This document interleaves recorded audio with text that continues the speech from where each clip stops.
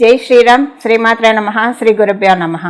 ఈ విశ్వవసు నామ సంవత్సరంలో ద్వాదశ రాశుల వాళ్ళకి, ద్వాదశ లగ్నాల వాళ్ళకి ఈ విశ్వవసు నామ సంవత్సరం ఎలాంటి ఫలితాన్ని తెచ్చిపెట్టబోతూ ఉంది, ఏ ఏ విషయాల్లో అనుకూలతలను సూచిస్తుంది, ఏ ఏ విషయాల్లో శుభత్వాన్ని సూచిస్తుంది, ఏ ఏ విషయాల్లో అదృష్టాన్ని సూచిస్తుంది, అలాగే ఏ ఏ విషయాల్లో జాగ్రత్తలను సూచిస్తుంది.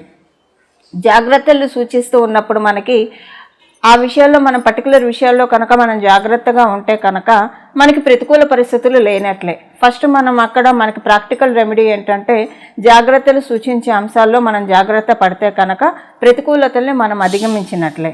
అసలు ప్రతికూల పరిస్థితులు జాగ్రత్తలు ఒక్కొక్కసారి మనకి తెలియకుండా, జాగ్రత్తలు చూసుకోకుండా, సూచనలు చూసుకోకుండా కొన్ని పనులు చేయడం వల్ల ప్రతికూల పరిస్థితులు వస్తాయి. అసలు ప్రతికూల పరిస్థితులను అధిగమించడానికి ఎలాంటి పరిహారాలు చేసుకోవాలో మనం ఈ సంవత్సరం చూద్దాము. విశ్వవసు నామ సంవత్సరంలో మొదటగా ఈ విశ్వవసు నామ సంవత్సరంలో మనకి గోచర గ్రహస్థితుల గురించి తెలుసుకొని తదుపరి మనం రాశుల వారీగా మాట్లాడుకుందాము. మొదటగా దేవగురువు అయిన బృహస్పతి మే నెల సగం వరకు కూడా ఆయన సంచారము వృషభ రాశిలో ఉంటుంది. మే నెల సగం తర్వాత నుంచి ఆయన మిథున రాశిలోకి ఆయన సంచారం సాగుతుంది. అప్పుడే మనకి సరస్వతి నది పుష్కరాలు కూడా వస్తాయి. ఆయన ఎప్పుడైతే మిథున రాశిలోకి అడుగు పెడతాడో అప్పుడు సరస్వతి నది పుష్కరాలు వస్తాయి. అలాగే శనీశ్వరుడి సంచారం మీనరాశిలో ఈ సంవత్సరం నుంచి ప్రారంభమవుతూ ఉంది. శనీశ్వరుడి సంచారం మీనరాశిలోకి రావడం వల్ల మకర రాశి వాళ్ళకి ఏలినాటి శని అయిపోతూ ఉంది. అలాగే వృశ్చిక రాశి వాళ్ళకి అర్ధాష్టమ శని అయిపోయింది. కర్కాటక రాశి వాళ్ళకి అష్టమ శని అయిపోతూ ఉంది. ఇప్పుడు ఏలినాటి శని మేషరాశి వాళ్ళకి ప్రారంభమైంది ఈ సంవత్సరం నుంచి, విశ్వవసు నామ సంవత్సరం నుంచి. అలాగే సింహరాశి వాళ్ళకి అష్టమ శని ప్రారంభమైంది. ధనురాశి వాళ్ళకి అర్ధాష్టమ శని ప్రారంభమైంది. శనీశ్వరుడు గోచార గ్రహస్థితుల రీత్యా ఆయన మీనరాశి సంచారం రీత్యా ఇక్కడి నుంచి 2.5 ఏళ్ల పాటు మేషరాశి వాళ్ళకి ఏలినాటి శని, మేషరాశి వాళ్ళకైతే 7.5 సంవత్సరాలు ఏలినాటి శని అప్లికేబిలిటీ ఉంటుంది. 2.5 సంవత్సరాలు సింహరాశి వాళ్ళకి అష్టమ శని ఉంటుంది. అలాగే 2.5 సంవత్సరాలు ధనుసు రాశి వాళ్ళకి అర్ధాష్టమ శని ఉంటుంది. మీనరాశి వాళ్ళు కూడా ఏలినాటి శనిలోనే ఉన్నారు. కుంభరాశి వాళ్ళు కూడా ఏలినాటి శనిలోనే ఉన్నారు. కుంభరాశి వాళ్ళకి ఏలినాటి శని ఇంకా 2.5 సంవత్సరాల్లో అయిపోతుంది. మీనరాశి వాళ్ళకి ఇంకా 5 సంవత్సరాలు ఏలినాటి శనిలో ఉన్నారు. మేషరాశి వాళ్ళకి ఇప్పుడే ఏలినాటి శని మొదలైంది. అలాగే రాహుదేవుడు మరియు కేతుదేవుడు ఈ సంవత్సరం ప్రారంభంలో శనీశ్వరుడు మరియు రాహుదేవుడు కలిసి మీనరాశిలో సంచారం చేస్తారు. మే నెల చివరిలో రాహుదేవుడు సింహరాశిలో మీనరాశిలో నుంచి కుంభరాశిలోకి వస్తున్నాడు. మీనరాశిలో సంచారం చేసే రాహుదేవుడు మీనరాశిలో నుంచి కుంభరాశిలోకి వస్తున్నాడు. అలాగే కేతు భగవానుడు కన్యారాశిలో ఆయన సంచారం చేస్తూ ఉన్నారు. కన్యారాశిలో సంచారం చేసే కేతు భగవానుడు కన్యారాశి నుంచి సింహరాశిలోకి అడుగుపెట్టబోతూ ఉన్నాడు. సో ఇది మనకి గోచారంలో ఉన్న గ్రహస్థితుల్లో సంచారము. మేలో 3 ప్లానెట్స్ మారుతున్నాయి. గురు భగవానుడు మేలో మిథున రాశిలోకి వస్తున్నాడు వృషభ రాశిలోంచి. మే చివరిలో రాహుకేతువులు కూడా వాళ్ళ గ్రహ సంచారాన్ని మారుస్తూ ఉన్నారు. ఇన్నాళ్ళు మీన రాశిలో ట్రాన్సిట్ చేసిన రాహు భగవానుడు ఇప్పుడు కుంభరాశిలోకి రావడము, అలాగే కేతు భగవానుడు కన్యా రాశిలో ట్రాన్సిట్ చేసిన కేతు భగవానుడు సింహరాశిలోకి రావడము. ఇవి గోచారంలో ఉన్న గ్రహ గమనాలు. ఈ గోచారంలో ఉన్న గ్రహ గమనాలను అనుసరించి అన్ని రాశుల వాళ్ళకి ఎలాంటి ఫలితాలు ఉంటాయి ఈ విషయాలు మనం తెలుసుకుందాము. ఆదాయ వ్యయము, రాజ్యపూజ్యం, అవమానం వీటితో పాటుగా మనం తెలుసుకుందాము. కర్కాటక రాశి వారికి ఈ సంవత్సరం విశ్వవసు నామ సంవత్సరంలో ఆదాయం, వ్యయం, రాజ్యపూజ్యం, అవమానం. ఆదాయం 8, వ్యయం 2, రాజ్యపూజ్యం 7, అవమానం 3. కర్కాటక రాశిలో పుట్టిన వాళ్ళకి ఈ సంవత్సరం, అలాగే వీరు కర్కాటక లగ్నంలో పుట్టిన అంటే మీ రాశి కర్కాటక రాశి, మీ లగ్నం కర్కాటక లగ్నం అంటే మీరు ఒకవేళ 12 రాశుల్లో ఏ రాశి అయినా మీ లగ్నం కర్కాటక లగ్నం అయితే, రాశి తెలిసిన వాళ్ళకి, లగ్నం తెలిసిన వాళ్ళకి మీ రాశి ఖచ్చితంగా తెలిసే ఉంటుంది. 12 రాశుల్లో ఏదో ఒక రాశి అవుతుంది మీరు. ఆ 12 రాశుల్లో ఏ రాశి అయినా మీరు కర్కాటక లగ్నం అయితే మీకు ఇది అప్లికేబిలిటీ ఉంటుంది. ఇప్పుడు ఎలాంటి ఫలితాలు మీకు అందుతున్నాయో ఇప్పుడు మనం చూద్దాం. నవమ స్థానంలోకి శనీశ్వరుడు యొక్క సంచారం ఇది ఒక ట్రిగరింగ్ పాయింట్, ఇది ఒక టర్నింగ్ పాయింట్. ఏ విషయాల్లో ఇది ఒక రాజయోగం అని చెప్పాలి. ఎందుకు రాజయోగం అని చెప్తున్నానంటే అష్టమ శనితోటి మంచి చేశాడు, ఇబ్బందుల్ని ఇచ్చాడు. 2 ఇస్తాడు ఆయన. ఆయనేం ఒక కష్టపెట్టేసి వెళ్ళిపోడు. ఆయన మంచి కూడా చేస్తాడు. ఇంకా ఇన్ఫ్యాక్ట్ ఆయన చేసే మంచి చాలా ఎక్కువ చేస్తాడు. అంటే మనం అనుకున్న దానికంటే ఎక్కువే ఇస్తాడు ఆయన. సో డెఫినెట్గా మీకు ఇంటినన్నా ఇచ్చి ఉండొచ్చు, లేదా వివాహం కాకపోతే వివాహం చేసి ఉండొచ్చు, లేదా కెరియర్లో ఏదన్నా అసలు అన్స్టేబుల్గా ఉంటే స్టేబుల్ చేయొచ్చు. ఏదో ఒకటి జరగకుండా అయితే ఉండదండి. ఖచ్చితంగా ఏదో ఒకటి అష్టమ శనిలో జరిగే ఉంటుంది. ఇప్పుడు కానీ ఇబ్బందులు కూడా ఉంటాయి. సో ఏంటంటే కాకపోతే కుంభరాశిలో కాబట్టి అంత ఉండదు. మన జన్మజాతకం, మీ జన్మజాతకం బాగా ఉంటే అంత పెద్ద ఇబ్బంది ఉండదు. వాటిని మనం ధైర్యంగా ఇబ్బంది ఉండదు. ఇబ్బంది ఉంటుందంటే ఏంటంటే జన్మజాతకం బాగుంటే ఏ పరిస్థితినైనా ధైర్యంగా తట్టుకొని నిలబడతావు. సరిగ్గా లేకపోతే చిన్నదానికి కూడా బెంబేలెత్తిపోతారు. సో అంటే తాడుని చూసి కూడా పాము అనుకుంటారు. జన్మజాతకం స్ట్రాంగ్గా ఉంది అంటే మనం స్ట్రాంగ్గా ఉంటే పాముని చూసి కూడా తాడు అనుకుంటాం. సో అలాంటి అంటే అది ఓవర్ కాన్ఫిడెన్స్ అని కాదు. సో మనం బొంబాయిలో ఎత్తకపోతే పాము దారిని అదే వెళ్ళిపోతుంది. సో అక్కడ అంతే, అదే చెప్పడం అంతే. సో ఇక్కడ ఏంటంటే ఆయన 7th and 8th లార్డ్ అవుతూ 9th స్థానంలో సంచారం అనేది, 7th లార్డ్ 9th స్థానంలో సంచారం చాలా మంచిది. ఇది ఒక రాజయోగాన్ని ట్రిగర్ చేస్తుంది కర్కాటక రాశి, కర్కాటక లగ్నంలో పుట్టిన వాళ్ళకి. అయితే ఏ విషయంలో ఇది మంచి చేస్తుంది అంటే మీకు వృత్తిపరంగా, ప్రత్యేకించి వ్యాపారస్తులకి అంటే మంచి ఒక రకంగా చెప్పాలంటే ఒక మంచి క్రౌన్ ఆయన ఇస్తున్నాడు అనమాట. ఒక మంచి సింహాసనాన్ని మీకు అందజేస్తూ ఉన్నాడు. ఇంకా శనేశ్వరుడు ఇచ్చే సింహాసనం అనేది అది చాలా లాంగ్ రన్లో ఉంటుంది. అది ఎవరు పెక్కిలించలేరు. ఎందుకంటే ఆయన ఇచ్చేది ఎప్పుడు కూడా స్ట్రాంగ్గా ఇస్తాడు. ఇప్పుడు మనం ఒక మంచి క్వాలిటీ ఉన్న వస్తువుని తీసుకుంటాం కదా, ఆయన అని చెక్ చేసే మనకిస్తాడు. సో ఇప్పుడు ఏంటంటే ఆల్రెడీ అష్టమ శనిలో ఇబ్బందులు పడ్డారు కాబట్టి శనేశ్వరుడు ఎప్పుడైనా ఊరికి టెస్టింగ్స్ పెట్టిస్తాడు. గుడ్ థింగ్ ఏంటంటే ఆల్రెడీ ఆయన టెస్టింగ్స్ అన్ని అష్టమ శనిలో ఇచ్చాడు, బ్లెస్సింగ్ ఇచ్చాడు, టెస్టింగ్స్ ఇచ్చాడు. కాబట్టి ఇంక ఇప్పుడు he don't test any more అనమాట. బట్ మంచి రిజల్ట్స్ని అయితే అందజేస్తాడు. ఆయన అందజేస్తాడు. అంటే ఇది వ్యాపారస్తులకి చాలా మంచి ఫలితాలు ఉంటాయి. అయితే ఉద్యోగస్తుల పరిస్థితి ఏంటి? ఉద్యోగస్తులకి కూడా ఇది చాలా మంచి ట్రాన్సిట్. ఉద్యోగస్తులకి మీరు అనుకున్న సింహాసనం మీకు దక్కుతుంది. అయితే ఎక్కువ లబ్ధి మనం చూసుకుంటే కనుక కొంత బోనస్ వ్యాపారస్తులకే ఉందని చెప్పాలి. ఉద్యోగస్తులకి కూడా బాగా ఉంది. మీరు ఉద్యోగస్తులు అవుతూ మీరు విదేశాలు వెళ్ళాలని ప్రయత్నిస్తున్నా, లేదా మీరు ఒక ఎంఎన్సీ కంపెనీస్లో చేస్తుంటే ఇంకా మీకు చాలా బాగుంటుంది. గవర్నమెంట్ ఉద్యోగం కోసం ప్రయత్నిస్తుంటే మీ ప్రయత్నాలన్నీ సఫలీకృతం అయ్యే సమయము ఈ సమయం అని చెప్పచ్చు. ఫైనాన్షియల్గా చాలా గట్టిపడే సమయం అండి. మీరు ఉద్యోగస్తుల, వ్యాపారస్తుల, గృహిణులు అయినా సరే. గృహిణులు అయితే ఎలా అండి, మీ ఇంట్లో ఎవరో ఒక లెర్నింగ్, మీ వారో మీ పిల్లలు ఎవరో ఒక లెర్నింగ్ ఉంటారు కదా, వాళ్ళకి బాగుంటుంది. వాళ్ళకి ఇన్కమ్ వస్తే మీకు వచ్చినట్లే కదా. సో ఇలాగా ఇన్కమ్ విషయంలో మీ ఇన్కమ్ స్టాండర్డ్స్ని పెంచుతున్నాడు శనీశ్వరుడు. అండ్ ఎస్పెషల్లీ ఫస్ట్ 1.5 మంత్లో మనకంటే విశ్వవసునామ సంవత్సరం మనకి ఏప్రిల్ మేలలో ఫైనాన్షియల్గా చాలా స్ట్రాంగ్ అవుతున్నట్టు మీకు కొన్ని ఇండికేషన్స్ కూడా వస్తాయి. ఒక కాన్ఫిడెన్స్ వస్తుంది, కొన్ని ఇండికేషన్స్ వస్తాయి. ఇవి ఒక గుడ్ న్యూసెస్. దానికి తగ్గట్టు మీరు వింటారు. అయితే కర్కాటక రాశి వాళ్ళకి ఏంటంటే, కర్కాటక లగ్నంలో పుట్టిన వాళ్ళకైనా సరే ఈ ఇయర్ మీరు కొంత ఒక విషయంలో జాగ్రత్తగా ఉండాలి. అదేంటంటే మీకు గ్యాస్ట్రిక్ ట్రబుల్స్ రావడానికి అవకాశం ఉంది, లేదా గ్యాస్ట్రిక్ ట్రబుల్స్కి ఎక్కువగా అవకాశం కనిపిస్తూ ఉంది. సో ఈ విషయంలో కొంచెం అంటే మీ డైట్ కరెక్ట్గా తీసుకోండి.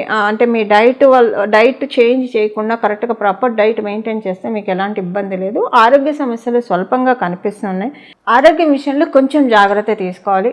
మీకు గురుబలం ఉంటే లేదా మీ జన్మజాతకంలో కనుక ఇప్పుడు ఆరోగ్య సమస్యలు ఏమీ లేకపోతే, అసలు మీకు అంటే సూచించకపోతే ఈ పాయింట్ని మీరు ఇగ్నోర్ చేయొచ్చు. ఈ పాయింట్ అప్లికేబిలిటీనే ఉండదు. దానికి మీ జన్మజాతకంలో ఇప్పుడు ఆరోగ్య సమస్యలు సూచిస్తున్నా, లేదా మీకు గురుబలం అంటే రిక్వైర్డ్ అమౌంట్లో లేకపోయినా అప్పుడు మీకు ప్రాబ్లం అవుతుంది. మీకు గురుబలం ఉన్నా, మీ జన్మజాతకంలో ఆరోగ్య స్థానం బాగా ఉన్నా అసలు మీకు ఈ పాయింట్ అప్లికేబిలిటీనే ఉండదు. ఈ పాయింట్ని మీరు ఇగ్నోర్ చేసేసేయచ్చు. బట్ ఏదేమైనా కొంచెం గ్యాస్ట్రిక్ ట్రబుల్స్ ఇలాంటివి రావడానికి అవకాశం ఉంది. కాబట్టి కొంచెం ఆహారం విషయంలో టైం టు టైం ఫుడ్ తీసుకోవడానికి ప్రయత్నించండి. ఇది చాలా మంచిది. అలాగే అసలు మీకు ఎందుకంటే ఈ కర్కాటక రాశిలో పుట్టిన వాళ్ళకి ఈ సంవత్సరం ఎలా ఉంటుందంటే, ప్రత్యేకించి మిడ్ ఆఫ్ ద మే నుంచి అనుకోవచ్చు. మిడ్ ఆఫ్ ద మే నుంచి మీకు ఎలా ఉంటుందంటే, మీరు ఆహారం విషయంలో చాలా డిటాచ్డ్గా ఉంటారు. అంటే అంతకుముందు మీరు బాగా ఫుడీ అయినా ఎక్కువ తీసుకోరు, చాలా లిమిటెడ్గా ఫుడ్ తీసుకుంటారు. ఒక రకంగా చెప్పాలంటే ఈ సంవత్సరం మీకు గోచారంలో ఉన్న గ్రహస్థితులు మీ డైట్ ప్లాన్ని మొత్తం మార్పిస్తాయి. అంటే అదేదో ఆరోగ్యం సమస్య వచ్చి మార్చాల్సి వచ్చి కాదు, మీకు కొన్ని మంచి థాట్స్ వస్తాయి. ఈ మంచి థాట్స్ వచ్చేసేసి ఏమవుతుందంటే మీరు ఆహారం విషయంలో చాలా మంచి రిస్ట్రిక్షన్స్ తీసుకుంటారు మీకు తెలియకుండానే. అంటే ఐ మీన్ మీకు మీ మీ మీ టేబుల్లోకి వచ్చేదంతా హెల్తీ డైటే వస్తుంది. ఇది మీకు తెలిసి కావచ్చు, తెలియక కావచ్చు. మీకు తెలియకపోయినా సరే మీకు తెలియకుండానే హెల్తీ డైట్ తీసేసుకుంటారు. అలాగే మీకు ఆల్రెడీ ఆ హెల్త్ విషయంలో కాన్షియస్గా ఉంటే అవన్నీ మీరు ఇప్పుడు మొత్తం మళ్ళీ రిఫ్రెష్ చేస్తూ ఉంటారు అనమాట. అంటే డైట్ని రిఫ్రెష్ చేస్తూ ఉంటారు. బ్యాడ్ టాక్సిన్స్ ఇచ్చేవన్నీ కూడా ఫ్లష్ అవుట్ చేసే టైం ఇది కర్కాటక రాశిలో పుట్టిన వాళ్ళకి. సో ఇక్కడ ఏంటంటే మీ హెల్త్ని క్యూర్ చేస్తూ ఉన్నారు గోచరాల్లో ఉన్న గ్రహ దేవతలు ఇది. బట్ దీనికి మీరు భిన్నంగా వెళ్ళి అంటే ఫుడ్ విషయంలో కొంచెం అంటే మీకు తెలియకుండానే డిటాచ్ అయిపోతారండి. మీ జన్మజాతకం ఎలా ఉన్నా కూడా మీకు తెలియకుండానే డిటాచ్ అయిపోతారు ఆహారం విషయంలో. చాలా డైట్ రిస్ట్రిక్షన్స్ తీసుకుంటారు. మీ హెల్త్ని, మీ బాడీ మెటబాలిజంని ఇంప్రూవ్ చేసే విధంగా ఇప్పుడు గోచర గ్రహస్థితులు మిమ్మల్ని డెఫినెట్గా తీసుకెళ్తూ ఉన్నాయి. సో మీకు శత్రుబాధల నుంచి బయటపడే శుభ సమయము ఈ సమయము. అంతర్గత శత్రువులు కావచ్చు, బాహ్య శత్రువులు కావచ్చు, వీళ్ళందరి నుంచి బయటపడే శుభ సమయము. కమ్యూనికేషన్స్ విషయంలో చాలా బాగా ఉంటుంది. ఏమన్నా మీ కమ్యూనికేషన్స్ విషయంలో మీరు ఇబ్బంది పడుతూ ఉంటే ఇప్పుడంతా కూడా బెటర్ చేస్తున్నాడు, ఫైన్ ట్యూన్ చేస్తూ ఉన్నాయి గోచారంలో ఉన్న గ్రహస్థితులని. ఒక శుభకార్యం అయితే కర్కాటక రాశి, కర్కాటక లగ్నంలో ఉన్న వాళ్ళకు ఉంది. మీ ఇంట్లోనే జరుగుతున్న శుభకార్యము అది ఏంటి అనేది మీ జన్మజాతకాన్ని బట్టి ఆధారపడి ఉంటుంది. గృహప్రవేశమా, వివాహమా, ఉపనయనమా, లేదా ఏదైనా మంచి శుభకార్యం అయితే కొంత మీరు ఈ సంవత్సరంలో చేస్తారు శుభానికి. లేదా మీరు అనుకున్న ఒక ఆధ్యాత్మికమైన యాత్ర మంచి, కానీ అది చాలా బాగా ఉంటుంది. ఒకవేళ ఈ 3 కాకపోతే, శుభకార్యం కాకపోతే ఏదైనా ఒక మంచి ఆధ్యాత్మిక యాత్రకి వెళ్తారు. అది కూడా మీరు అనుకున్న మీ ఫేవరెట్ టెంపుల్కి మీరు వెళ్తారు, కొంచెం దూరంగా ఉన్న టెంపుల్కి వెళ్తారు. బట్ ఇక్కడ ఏంటంటే మీకు బాగా కలిసి వస్తుంది. అక్కడికి వచ్చినప్పటి నుంచి ఆ పర్టికులర్ ప్లేస్కి వచ్చినప్పటి నుంచి ఆ పర్టికులర్ దేవాలయాన్ని దర్శించుకొని వచ్చినప్పటి నుంచి అది ఏదైనా కావచ్చు, భగవంతుడు డిసైడ్ చేస్తాడు ఇది మన చేతుల్లో లేదు. అంటే ఇప్పుడు నేను చెప్పినట్టు ఇప్పుడు మీకు గృహప్రవేశం లేదు, ఉపనయనం లేదు, వివాహం లేదు, లేదా బారసాల, శ్రీమంతం ఇలాంటివి ఏమైనా ఉంటే అవన్నీ హ్యాపీగా అవుతాయి. ఒకవేళ అలాంటివి ఉంటే అలాంటివి మీరు ప్రయత్నిస్తున్నా ఇప్పుడు బారసాల, శ్రీమంతం అనేది ఆటోమేటిక్గా చేస్తాం అనుకోండి. గృహప్రవేశం, శ్రీమంతం, గృహప్రవేశం, ఒడుగు, వివాహం ఇవి కొంచెం మనకి అన్నీ అనుకూలించాలి. సో ఇవన్నీ అనుకూలిస్తాయి. బట్ ఏ ఫంక్షన్ చేసినా వీటిల్లో హ్యాపీగా చేస్తారు. సపోజ్ ఈ ఫంక్షన్స్ ఏం లేవు, మీకు ఇంట్లో పెళ్ళిడికి వచ్చిన పిల్లలు లేరు, ఆల్రెడీ ఇల్లులునే ఇంకా కట్టుకోక్కర్లేదు, లేదా ఇప్పుడు మీరు ఆ ప్లాన్ చేయట్లేదు, ఉపనయనాన్ని చేయడానికి ఎవరు లేరు, సో బాలింత సూలింత ఎవరు లేరు అని అనుకుంటే ఎగ్జాంపుల్కి, సో డెఫినెట్గా ఒక దేవాలయాన్ని దర్శిస్తారు. కొంచెం దూరంగా ఉన్నది మీరు దర్శించాలనుకున్నది భగవంతుడు అంటే ఆర్తి పడి చూస్తారు. మీరు అక్కడికి వెళ్ళిన తర్వాత కళ్ళమ్మడ నీళ్లు మీకు కారుతాయి. నాయన ఇన్నాళ్ళకి నన్ను పిలిచావు, నాకు అదృష్టాన్ని కలిగించావు, దర్శన భాగ్యాన్ని కలిగించావు అని డెఫినెట్గా ఒక లోపల నుంచి ఒక తన్మయత్వం, ఆర్ద్రత వస్తుంది. అక్కడి నుంచి అక్కడికి వెళ్ళొచ్చిన తర్వాత నుంచి మీ లైఫ్ మొత్తం ట్రాన్స్ఫార్మ్ అవుతుంది.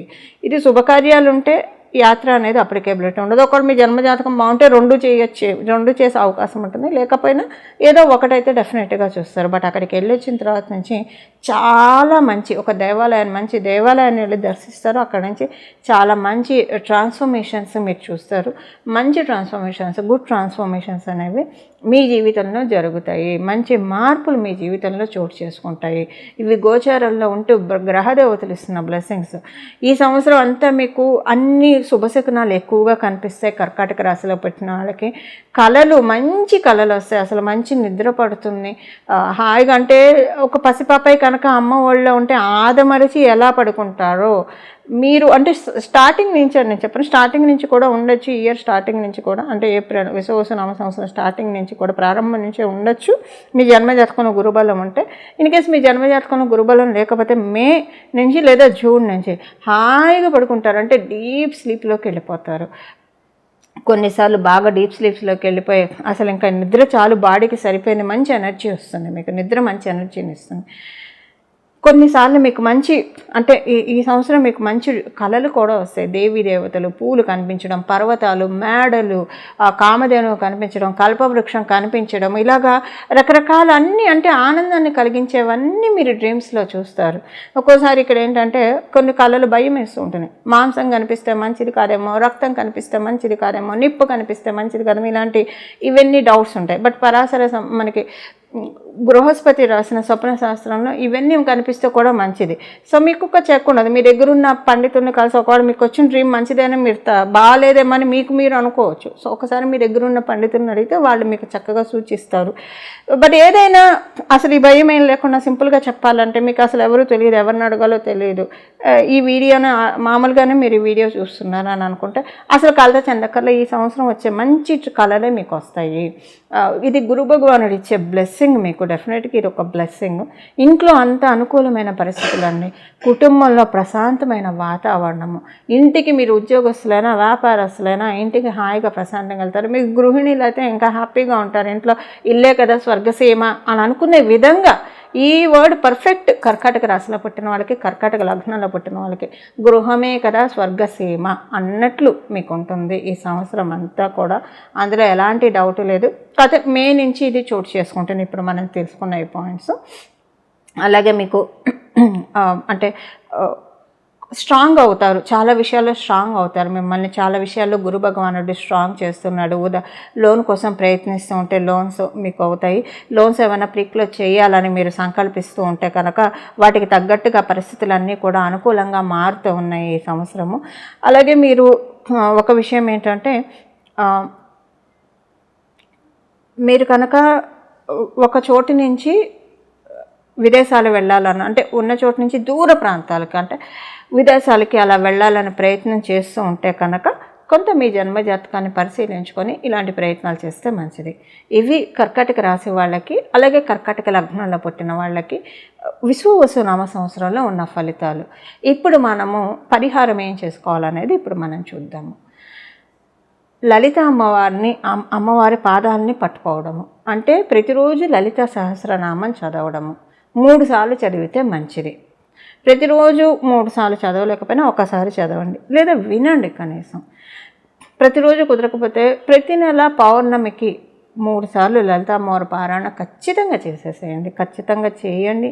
అంటే మొత్తం ఫుల్ కాన్సన్ట్రేటెడ్గా చదవాలి లేదా వినడం అయినా ఫుల్ కాన్సన్ట్రేటెడ్గా వినాలి. మీకు చదవడం రాకపోతే కనుక ప్రతిరోజు 3 సార్లు చదువుకుంటే చాలా మంచిది. లేదా కనీసం పౌర్ణమి రోజైనా మీరు 3 సార్లు చదవడానికి ప్రయత్నించండి. లలిత అమ్మవారు అంటే ఈ సంవత్సరం అంతా అమ్మవారి ఆశీస్సులు చాలా బాగా ఉన్నాయండి కర్కాటక రాశి వాళ్ళకి.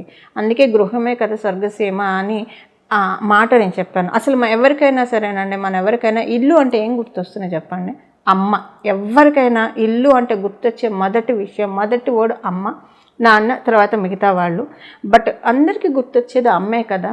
సో అంటే ఈ సంవత్సరం గృహమే కదా స్వర్గసీమ అన్నది పర్ఫెక్ట్ డెఫినేషన్ కర్కాటక రాశి, కర్కాటక లగ్నంలో పుట్టిన వాళ్ళకి. అంటే అమ్మవారే మీ ఇంట్లో తిష్ట వేసుకొని కూర్చొని మీ అందరినీ బ్లెస్ చేస్తూ మనందరినీ మార్గనిర్దేశం చేస్తుంది అమ్మవారే. ఈ విషయంలో ఎలాంటి సందేహం పెట్టుకోకండి. అందుకని అమ్మవారి చరణాలని పట్టుకోండి. రోజంతా కూడా మీరు లలిత సహస్రనామం 3 సార్లు చదివినా ఇంకా నేను అమ్మవారిని ఆరాధించాలంటే కనుక లలితాంబాయే నమః, లలితాంబాయే నమః, లలితాంబాయే నమః, లేదా శ్రీమాత్రే నమః, శ్రీమాత్రే నమః, శ్రీమాత్రే నమః. లేదా మీకు ఇష్టమైన అమ్మవారి నామం ఏదైనా, మహాలక్ష్మి అమ్మవారు అనుకోండి, శ్రీ మహాలక్ష్మి నమః, శ్రీ మహాలక్ష్మి నమః, శ్రీ మహాలక్ష్మి నమః. లేదా సరస్వతీదేవి, సరస్వత్యే నమః, సరస్వత్యే నమః, సరస్వత్యే నమః.